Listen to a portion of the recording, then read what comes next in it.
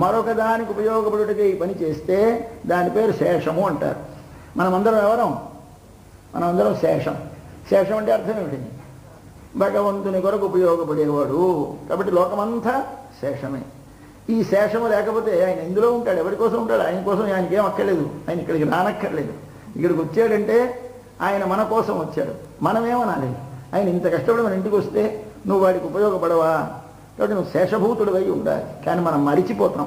ఇది అసలు మన స్వరూపం ఏమిటి అంటే, నువ్వెవరంటే ఏమని చెప్పాలి?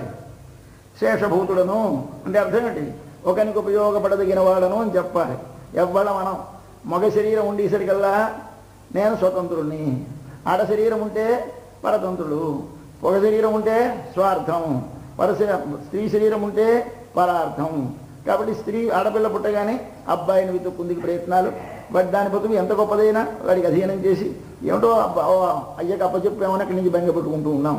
ఇప్పటి వరకు మనకు భారతదేశంలో అలాగే సాగుతుంది. స్వాతంత్ర్యం అనేది ఇంకా మన స్త్రీలు డిక్లేర్ చేయడం లేదు. భయపడుతున్నారు. ఎందుకంటే సీతమ్మ పుట్టిన దేశం కదా, బాగుంటుందా మనం డిక్లేర్ చేస్తేనే మొమ్మాట పడుతున్నారు. అంతేది వీళ్ళు ఏమిటి? పరార్థత, పరతంత్రత, ఇవి రెండు స్త్రీకి లక్షణాలు. ఇవి ఎవరికి ఉండాలి? బయటి శరీరం మనకు కాదు. ఈ పరార్థత, పరతంత్రత మన జాతి అంతా ఎక్కడ వచ్చినా వేదాంతమే, ఎందులో వచ్చినా వేదాంతమే. మంగళసూత్రం కడితే వేదాంతం, మనకి యజ్ఞోపవీతం వేస్తే వేదాంతం. అలాగే ప్రతిదీ ఒక వేదాంతం కథకి దీనికి సంబంధం పెడతారు. సంబంధం పెట్టి ఆచారాలు ఏర్పాటు చేశారు. ఈ బాహ్యమైన ఆచారాలు చూసే మిగిలే మనకి లోపలార్థం తెలియకుండా పోయింది. అది మరిచిపోయినాం. ఇది మిగలడంతో ఎందుకు ఇది ఏమిటి తెలియదు కదా. ఎందుకు ఇది ఏమిటి పాటించడం మానేసిన తర్వాత ఏమిటి అవసరం లేదు ఇవన్నీ. ఎందుకండి? అన్నం చుట్టూ నీళ్లు తిప్పాలి ముందు. దాన్ని పరిశేచనం అంటారు. అంటే అన్నం పెట్టి నీళ్ళు ఎందుకు తిప్పుతారండి అని వేసాడు అన్న ప్రశ్న. ఏమిటో ఎవరైతే తెలుసు మనకి. కాబట్టి వాడికని సైంటిఫిక్ ఎక్స్ప్లెనేషన్ ఇస్తాడు. ఏమిటిది? ఏమైనా చీమలు అవి లోపలికి విస్తరలోకి వస్తాయని, కంచంలోకి వస్తాయని, చుట్టూ చీమలు రాకుండా నీళ్లు కలుగుతారు. ఎంత బాగుందండి ఎక్స్ప్లెనేషను. మీకు బొట్టు ఎందుకండి అంటే ఇక్కడ బాగా వేడెక్కుతుందండి ఆలోచనల వల్ల, ఇక్కడ చల్లగా ఉండడానికి శుద్ధ పెట్టుకుంటారు మొహం మీద. ఎంత బాగుంది ఎక్స్ప్లెనేషను. ఇక్కడ సైంటిఫిక్ ఎక్స్ప్లెనేషన్. ఈ సైంటిఫిక్ ఎక్స్ప్లెనేషన్లు పనికిరావు. దీనికి వెనక ఉపనిషదర్థం ఉంటుంది. ఆ ఉపనిషద్ రహస్యం తెలిస్తే కానీ దీని సిగ్నిఫికెన్స్ తెలియదు. అది తెలిసినాక చెప్పకపోతే వీళ్ళు దాన్ని విశ్వసించరు. తెలిసి చెప్పని వారు కొందరు, తెలియక చెప్పని వారు కొందరు. ఇది లోకంలో ఉన్న చిక్కు. అందుచేత మనము ఏదైనా ఏమి తెలుసుకోవాలి. ఇప్పుడు స్త్రీ అనే మాటకి అర్థం తెలుసుకుంది కోసం ఇంత బాధపడుతున్నాం. స్త్రీ అంటే అర్థం ఏంటంటే శరీరము కాదు, అది గుర్తుపెట్టుకోండి. పరార్థము పరతంత్రము అయిన దాన్ని స్త్రీ అంటారు. పరార్థము పరతంత్రం ఏది? మన ఆత్మ. ఈ ఆత్మ ఎప్పుడు భగవంతుని కొరకే. ఈ ఆత్మ ఎప్పుడు భగవంతునిచే నడిపింపబడేదే. ఈ రెండు నీకు తెలిస్తే నువ్వు స్త్రీత్వము నీలో కలిగినట్టు. స్త్రీత్వం అంటే ఏమి కలగాలి? బాహ్యమైన చిహ్నములు, బాహ్యమైన లక్షణములు కావు. ఇది కలగాలి. ఇది పొంది ఒక భర్తను చేరడానికి మనం ఇక్కడికి వచ్చాం. ఎవడా భర్త అంటే జగత్తుకంతగా ఒక్కడే భర్త. ఎన్ని ఆత్మలున్నా అన్ని ఆత్మలు పొందవలసినది ఒకరిని. వాడిని పొందాలి. వాడిని పొందడానికి ఏమిటి ప్రతిబంధకం వచ్చింది మనకి అంటే మనకి అజ్ఞానం, అవిద్య అనేది ఆవరించింది. దాని చేత ఏమిటైతే మనం స్వార్థం మర్చిపోయినాం, పరార్థం మర్చిపోయినాం, స్వార్థం అనుకుంటున్నాం. పరతంత్రత మర్చిపోయినాం, స్వతంత్రం అనుకుంటున్నాం. ఇవి రెండు మనకి ఆవిర్భవింప చేయాలి అంటే అమ్మ, స్వామి కటాక్షం ఉంటే కానీ నీలో ఆవిర్భవించవు. కాబట్టి నీకు అవి ఆవిర్భవిస్తే నువ్వు పుట్టినట్టు లెక్క. నువ్వు పుట్టడానికి నీకు ఎవరు ఉండాలి? తల్లి, తండ్రి. నువ్వు లోపల పుట్టడానికి ఎవరు ఉండాలి? ఒక ఆచార్యుడు, ఒక మంత్రం. కాబట్టి లోపలి తల్లి తండ్రి ఒకరు, బయటి తల్లి తండ్రి ఒకరు. లోపలి తల్లి తండ్రి ఆచార్యుడు, మంత్రము. బయటి తల్లి తండ్రి నిన్ను కన్న తల్లి తండ్రి. ఈ రహస్యమైన ఈ అర్థాన్ని పెట్టేసి ఇది ఒక కథగా, ఒక నవముగా తల్లి పాడేసింది పాటలు. అది తాను వేదం అనైతుక్కుం విత్తాహం. వేదాన్ని అంతని ఉపనిషత్తులలో చెప్పిన రహస్యమంతా ఇందులో ఉంది. కానీ దీన్ని తెలుసుకుందికి మనకి శక్తి లేక ఏమిటోనండి నోమండి, ఈ పెళ్లి కాని పిల్లలు చేస్తే పెళ్లి అవుతుందిట అని చెప్తూ ఉంటారు. పెళ్లి కాని పిల్లలు కాదు, మనం అందరం పెళ్లి కాని పిల్లలమే. ఎప్పుడు లోపల. బయట పెళ్లి కాని పిల్లలకి పెళ్లి అవుతుంది. బయట డబ్బు కావాల్సిన డబ్బు వస్తుంది, వర్షం కావాల్సిన వారికి వర్షం వస్తుంది. రేపల్లెలో వర్షం పడకపోతే వర్షం కావాలని పెద్ద వృద్ధులు, వృద్ధ గోపలు అంటే ముసలి గోపాలకులు కోరితే వారికి వర్షం పడ్డది వ్రతం చేస్తే.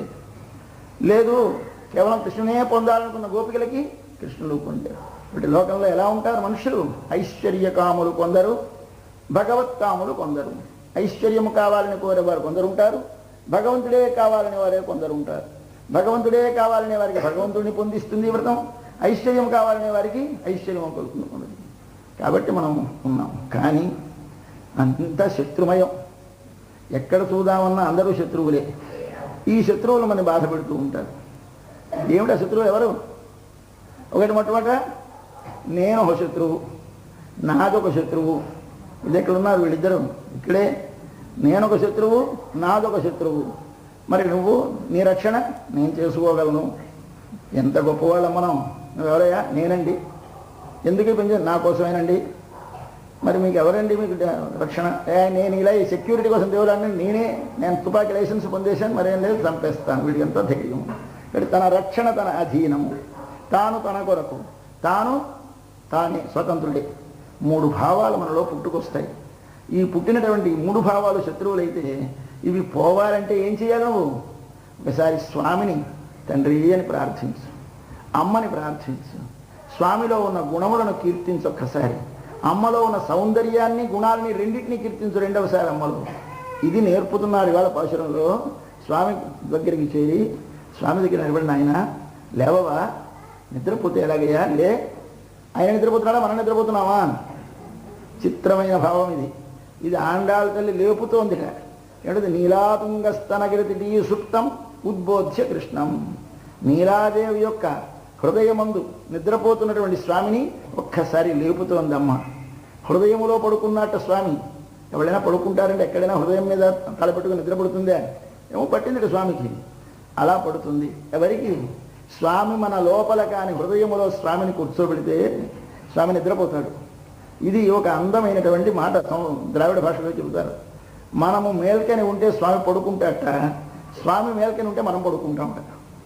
ఇద్దరం ఎందుకు ఇంట్లో దండుకి కాపలా కదా, ఎవడో ఒకడు మేలుకుంటే చాలని ఆయన పడుకున్నప్పుడు మనం మేలుకొని, మనం పడుకున్నప్పుడు ఆయన మేలుకొని ఉంటారట అని చెప్తారు. అంటే అర్థమేమిటి? నువ్వు నీ ప్రయత్నం కానీ చేసుకుంటే నీవు మేల్కొని ఉన్నట్టు లెక్క. నువ్వు మేల్కొని ఉంటే అంటే నువ్వు నీ పని చేసుకుంటానండి, నేను స్వతంత్రుడండి, నేను నా పని చేసుకుంటానండి, చేసేంత నా కోసం నేను అన్నావంటే నువ్వు మేల్కొని ఉన్నావు అనమాట. మేల్కో. ఆయన పడుకుంటాడు హాయిగా. అయితే ఆయన ఎప్పుడు మేలుకుంటాడు? స్వామి నేను మరి మేలుకోలే, నాకు నిద్ర వచ్చేస్తోంది, నేను పడుకుంటాను, నువ్వు పడుకో. టంగున ఆయన లేచి కూర్చుంటాడు. ఇంకా పూచి ఎక్కలేదు, నువ్వు పడుకోవడమే ఎక్కడ, పడుకుంటే ఆయన లేచిపోతాడు. అంటే ఏంటర్థం? నా ప్రయత్నము నేను చేయగలిగిన వాడను కాను, నేను స్వతంత్రుడను కాను, నేను చేసే ప్రతి పని నీ కొరకే కదా, నీ పనే కదా స్వామి, నేనా చేసేవాడిని అంటే స్వామి లేస్తాడు. ఇది ఒక విచిత్రమైన సన్నివేశం. ఇప్పుడు పడుకున్నది ఎవరు? ఆయన. ఎందుకు పడుకున్నాడు? మనం మేల్కొని ఉన్నాం కనుక. ఇక్కడ మనం ఇప్పుడు ఏమని చెప్పాలి? స్వామి నేను మరి మేలుకోలేను, నాకు నిద్ర వచ్చేస్తోంది, నేను పడుకుంటాను. ఇదే నువ్వే ఇదిగో నా చుట్టూ శత్రువులు మూగున్నారు, వీళ్ళందరినీ నువ్వు సంహరించాలి. ఎవరి శత్రువులు మనవి చేశాను? ఒకటి స్వాతంత్ర్యము, రెండవ శత్రువు తనను తాను రక్షించుకొని అనుకొనుట, మూడవ శత్రువు నేను చేయు ప్రతి పని నా కొరకు అనుకొనుట. ఇవి శత్రువులు. ఇప్పుడు ఏమని చెప్పాలి? స్వామి నేను మరి మేలుకోలేను, నాకు నిద్ర వచ్చేస్తోంది, నేను పడుకుంటాను. ఇదే నువ్వే ఇదిగో నా చుట్టూ శత్రువులు మూగున్నారు, వీళ్ళందరినీ నువ్వు సంహరించాలి. ఎవరి శత్రువులు మనవి చేశాను? ఒకటి స్వాతంత్ర్యము, రెండవ శత్రువు తనను తాను రక్షించుకొని అనుకొనుట, మూడవ శత్రువు నేను చేయు ప్రతి పని నా కొరకు అనుకొనుట. ఇవి శత్రువులు. ఈ 3 శత్రువులు నశించాలంటే ఎవరు నశింపజేస్తారు? నువ్వా అని అనుకున్నా. ఇన్నాళ్ళను పొడిచాం చావలేదు వాడు, మరింత మనని ఆక్రమిస్తున్నారు. అందుకోసం ఇవాళ మన ఆండాళ్ళ తల్లి చెప్తుంది, మనం రక్షించబడేవండి. ఆయన మంచి బలం గలవాడు, ఆయన మంచి శక్తి గలవాడు. కాబట్టి మనం ఏం చేయాలి? పసిపిల్లలు ఉన్నారు, పసిపిల్లలకి బలం ఉంటుందా? ఉండదు. పసిపిల్లలు ఏదంటే ఆ మాటలా నెరవేర్చుకోలేరు. పాపం వాళ్ళకి ఏముంటుంది అంటారు, అనేస్తారు అవతలికి వెళ్ళి, రే నేను సినిమాకి వస్తాను రా అంటాడు ఫ్రెండ్ తోటి సరదాకి. ఇంటికి వస్తే వాళ్ళు నాలుగు చంపేస్తాను వెళ్ళేవంటే అంటాడు. ఏమని చేస్తాడు పాపం? మరి వెళ్ళలేడు కదా. కాబట్టి ఇది వాడు ఏంటంటే అబద్ధం ఆడావు, నువ్వు వచ్చి అబద్ధాలు కోరు అంటాడు. మరి ఏం చేస్తాం పడ్డమని? అయితే మనం నిజాయితీ నిలబెట్టాలంటే ఎవరు నిలబెట్టాలి? అదిగో వాడు. మనం ఆడిన మాట నిజముగా చెల్లాలి అంటే వాడు నిలబెట్టాలి. ఎందుకంటే ఆయన ఆర్జవము గలవాడు. రక్షించాలి. ఎవడు రక్షించుకుంటాడు? మనం రక్షించుకోగలమా? చూసుకొని సంగతి మా నాన్నతో చెప్తా ఉంటాడు. కానీ పసిపిల్లడు నేను చంపుతానంటాడు అనడు వాడు. ఎందుకంటే వాడికి ఇక్కడ దన్నుంది, నాన్న ఉన్నాడు. అలాగే మనం కూడా ఏమిటి కావాలి? ఆర్జవము గలవాడు, బలము గలవాడు ఒకడు ఉన్నాడు మనకి వెనకాల దన్ను. వాడు చేస్తాడని ధైర్యం ఉంటే మన ఆర్జవము లేని వాళ్ళ మనం. లోకంలో ఆర్జవం అంటే ఏంటి? రుజుత్వం. రుజుత్వం అంటే స్ట్రైట్ ఫార్వర్డ్, తిన్నగా ప్రవర్తి ముక్కుకు సూటిగా నడుస్తాయండి వాడు అంటూ ఉంటారు మనకు మంచి తెలుగులో. ముక్కు సూటి అంటే ఇలా తిన్నగా పడితే గోళ్ళ తగలదు, ముక్కుకు సూటిగా నడుస్తాడా అంటే అర్థం అది కాదు. ముక్కుకు సూటిగా అంటే అర్థం తన మనసులో తోచిన దానిని, తాను మాటతో చెప్పిన దానిని తాను ఆచరణలో నడిచి చూపిస్తాడు. వాడు రుజుత్వం. మనమేమిటి చేస్తాం? మనకి తెలుసునందరికీ ఏమిటి చేస్తాము? ఇటు ఇటు ఒకటేమిటి ఇక్కడ మనసులో తోస్తుంది, దాన్ని ఇటు పెడతాం మాటలో, ఇటు పెడతాం చేతలో. ఇక్కడ ఏమిటైంది మనకి? ఇక్కడ మనకి వేరేమిటి పెట్టారో తెలుసునా? త్రివక్ర అని పెట్టారు. 3 వంకరలు మనకి. ఆయనకి 3 వంకరలు ఉన్నాయి, కానీ ఆయన వంకరలు అందమైన వంకరలు, మన వంకరలు చాలా చెడ్డవి. ఇక్కడ మనకి 3 వంకరలు. ఎక్కడికి? మనసుకి లైన్ తిన్నగా స్ట్రైట్గా రాదండి. మనసులోంచి మాటకు ఒక వంకర, మాటలోంచి చేతకి ఒక వంకర. ఈ వంకరకి పేరు సంస్కృతంలో కుటిల అని పేరు. కుటిల అంటే వంకర. కుటిలం నుంచి వస్తే కౌటిల్యం, రుజువు నుంచి వస్తే ఆర్జవం. రుజువు అంటే తిన్నన, కుటిల అంటే వంకర. వంకర గల వాళ్ళ మనం అందరం కౌటిల్యము. ఏమిటి కౌటిల్యం? మనసులో ఒకటి తోస్తుంది, మనస్యన్యతు. మాటలోకి వచ్చేసరికి వచస్యన్యతు, మాటలో మరొకటి. ఇంకా చేస్తే కర్మణ్యన్యతు. 3 మూడుట. మనస్యన్యతు, వచస్యన్యతు, కర్మణ్యన్యతు. ఎవరికి? దురాత్మనాం, దుష్టమైన మనసు గల వారికి. మహాత్ములకో మనస్యేకం, వచస్యేకం, కర్మణ్యేకం. మహాత్మనాం వారు ఆర్జవము గలవారు, వీరు కౌటిల్యము గలవారు. అయితే మన కౌటిల్యం పోవాలంటే ఏం చేయాలి? నేను నిదాక అబద్ధాలు ఆడండి, ఏదనుకుంటే చెప్పేస్తానండి, చెప్పేస్తే బుర్ర పగలు పడిస్తారు వాడు. చెప్పడానికి వీలేదు. చిక్కెంత చిక్కుంది మనకి. ఏం చేయనండి, చెప్దామంటే కుదరదండి కాలంలోనూ అంటున్నా. మనం అందరం ఇవన్నీ ఎక్స్పీరియన్స్ చేస్తూ ఉండాలి. ఎప్పుడు బయటి జీవితం వేరు, లోపలి జీవితం వేరు అని గుర్తుపెట్టుకో. లోపలి జీవితంలో దృఢముగా వాడు రక్షిస్తాడని ధైర్యముడి నీకు నిజముగా కానీ విశ్వాసం కలిగితే బయటి జీవితంలో భయపడక్కర్లేదు. బయటి జీవితంలో భయం ఎందుకు కలుగుతోంది? లోపల ఒకడు ఉన్నాడు రక్షించేవాడనే ధైర్యము లేక. చంపేస్తానంటే భయపడ్డాడా ప్రహ్లాదుడు? నాకేమన్నాడు? ఎందుచేత? పాములు కనిపించినా ఎడవలేదు, కొండకి తోసేసినా పడలేదు. ఎందుచేత రాలేదు? రక్షిస్తాడనే విశ్వాసం దృఢముగా ఉన్నది కనుక. అంటే మనకు రక్షిష్యతి ఇది విశ్వాస లేదు. మనకి రక్షిస్తాడనే విశ్వాసం లేదు. ఎందుచేత? ఏమిటో మనం ఊరుకుంటే ఆయన ఏం చేస్తాడో ఏమిటో మనకి మొట్టమొదటి సందేహం. అసలు ఇంతకీ ఇంత నమ్మేస్తే, మరి మొండి నమ్మకం నమ్మేస్తే ఏమిటోనండి అంటాడు. ఏమిటోనండి అన్నాడు. చెప్పానేమో మనవి చేశాను మీకు. ఎప్పుడు 3 ఒకటి ప్రమాదమైన సంశయం. అది చాలా ప్రమాదమైనది. మనం అందరము దానికి లోనై ఉంటాం. కాబట్టి మనం ఏం చేయాలి? తండ్రి, మేము కుటిలులం. కుటిలులం అంటే మా మనసులో ఉన్న దానిని చేతలో మాటలో చూపలేని వారము. నీవు ఆర్జవము గలవాడివి. కాబట్టి ఎక్కడైనా ఒక ఈ బుల్డోజర్ తెచ్చి సాపు చేస్తూ ఉంటారు. సాపు చేసిన ఏం చేస్తారు? ఎత్తుగా మనున్న దాన్ని తిన్నగా తవ్వి తెచ్చి పల్లముగా ఉన్న చోటు నింపుతూ ఉంటుంది. అలాగే భగవంతుడు ఏమిటి చేస్తూ ఉండాలి? తన లోపల ఎక్కువగా ఉన్నదని మనకి సప్లై చేస్తూ ఉంటాడు. మనము పల్లం, ఆయన ఎత్తు. ఎత్తులో ఉంది కావలసినంత ఆర్జవం, ఒకసారి మనమే పల్లం చేయాలి. అలాగే ఆయన లోపల రక్షణ ఉంది, మనకు కల్పించాలి. కాబట్టి ఆయనకి ఆర్జవం ఉన్నది, రక్షణ ఉన్నది, ఆయన లోపల కౌటిల్యం లేదు. దాన్ని మనకి సప్లై చేయాలి. తండ్రి నువ్వు అని ఆయనని ప్రార్థించండి. ప్రార్థిస్తే నీ లోపలికి వస్తుంది. అందుకే నేను ఆర్జవంగా ఉంటాను, నేను దిగాలంగా నిదానంగా ఉంటాను అని ప్రయత్నం చేయక. ఇప్పుడు నేను అన్న పదాన్ని కాస్త లోపల వదిలి ఉంటే బాహ్య జీవితంలో శాంతి లభిస్తుంది, లేకపోతే అశాంతి లభిస్తుంది అని మనకు చెబుతూ ఇవాళ అండాళ్ళ తల్లి మన గోపికలందరూ ఆ నీలాదేవితో పడుకున్న స్వామిని నిన్ను చూశారే మంచం మీద. ఆ స్వామిని తర్వాత అమ్మని వర్ణిస్తున్నారు. అమ్మని వర్ణించేప్పుడు అందం చెప్తారు, స్వామిని వర్ణించేప్పుడు గుణములు చెప్తారు, గుణములను చెప్పి స్వామిని మేలుకొలుపుతారు. ఇద్దరిని నిద్రలే నిద్రలే అని అంటారు. ఇద్దరిని అమ్మ నిద్రలేండి నిద్రలేండి. నిద్ర నిద్రపోతున్నారు అన్నమాట. మనం దగ్గరికి వెళ్ళినా ఇంకా పడుకున్నారు. నిద్రలు ఎవరు? నిద్రలే నిద్రలే అని ఇవాళ పక్షులంలో నిద్రలేపుతున్నారు. ఎవరిని? స్వామిని, కృష్ణ భగవానుని, అమ్మని, నీలాదేవిని ఇద్దరిని మేలుకొలుపుతున్నారు. పాజురం చదువుదాం. 33 அமரர்க்கு முன் சென்று கப்பம் தவிர்க்கும் கலியே துயிலழாய் செப்பமுடையாய் திரளுடையாய் சத்தார்க்கு வெப்பங்கொடுக்கும் விமலா துயிலழாய் செப்பன்ன மென்முலை செவ்வாய் சிறுமருங்குல் நப்பின்னங்காய் திருவே துயிலழாய் உக்கமும் தட்டொழியும் தந்து உன் மணாளனை இப்போదే எம்மை நீராட்டு ఏలోరెంబాయ్ ప్రార్థిస్తున్నారు. ఇదంతా పైకి చూస్తే అర్థం కాదండి. ఒక మాట ముందు పైకి అర్థం చెప్పుకుందాం, తర్వాత లోపల అర్థం చెప్పుకుందాం. లోపల చెప్పుకునే బాగుంది అనిపించదు. ఏమిటో అనిపిస్తుంది ముందుది. పై అర్థం తెలిస్తే కానీ ఏమిటో అనిపించే కానీ అసలు అర్థం బాగుండదు కదా. అందుకని తర్వాత వెళదాం లోపలికి. దీనిని ముందు చూపుతున్నాం. 33 అమరర్కు. 33 అంటే 33. అమరర్ అంటే దేవతలు, మరణము లేని వారు. వారు క్షీరసాగరాన్ని మధింపచేసి స్వామిని కూర్మముగా తయారు చేయించి అడుగున పడుకోబెట్టి మందర వ్రతాన్ని ఆయన మీద పెట్టి వాసుకి తాడు కట్టి తిప్పి మీదకి అమృతాన్ని తెచ్చుకొని తాగి చావు లేకుండా బ్రతికేశారు. అది వాళ్ళ గొప్ప.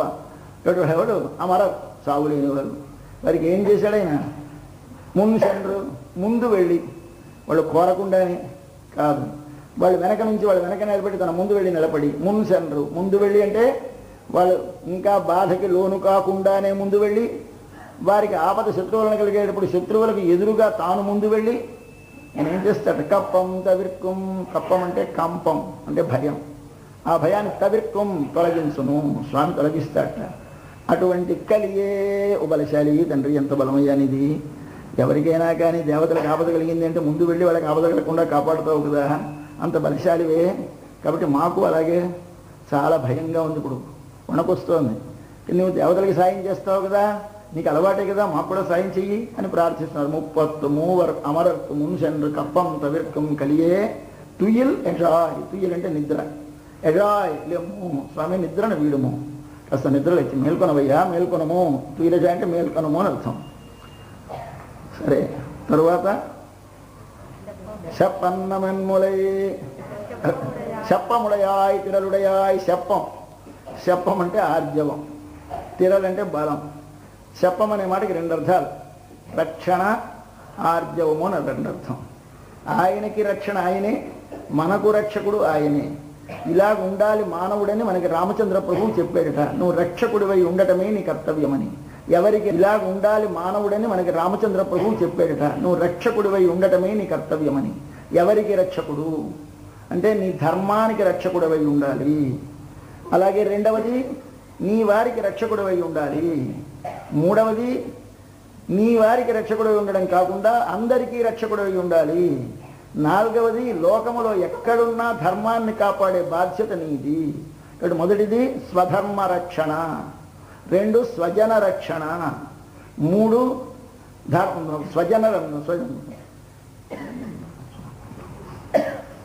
మూడవది సమాజానికి రక్షణ, స్వజనానికి కాదు, జీవలోకానికి అంతటికి అంటే సమాజానికి అంతకి రక్షణ. 4వది అప్పుడు మరేమిటి చేయాలి? ఇంకా 4వది మిగిలిపోయింది.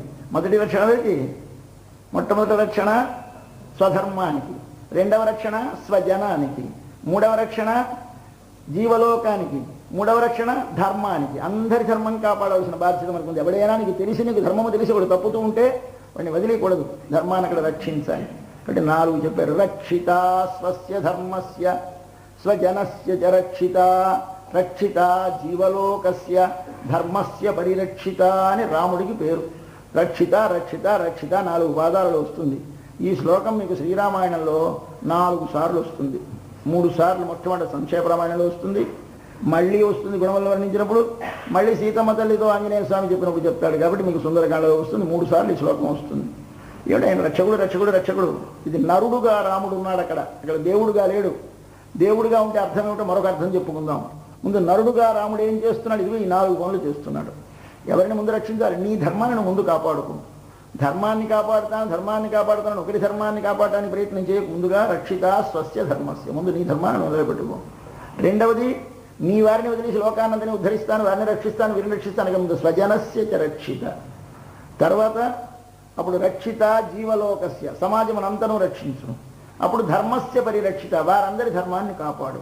ఇది మనకి రాముడు దేవుడు అనుకుంటే శ్లోకం కొంచెం మార్చి రాశాడు మరో చోట. మళ్ళీ చదివినప్పుడు మరోలా చదువుదాం. ఇప్పుడు ఎలా చదువుతారట అంటే రక్షిత జీవలోకస్య ధర్మస్య పరిరక్షిత, రక్షిత స్వస్య ధర్మస్య స్వజనస్య చ రక్షిత. ఇది దేవుడైతే రాముడు చదవలసిన శ్లోకం, మానవుడైతే రాముడు చదవలసిన శ్లోకం. 2 రకాలుగా నేర్చుకోవాలి శ్లోకాన్ని.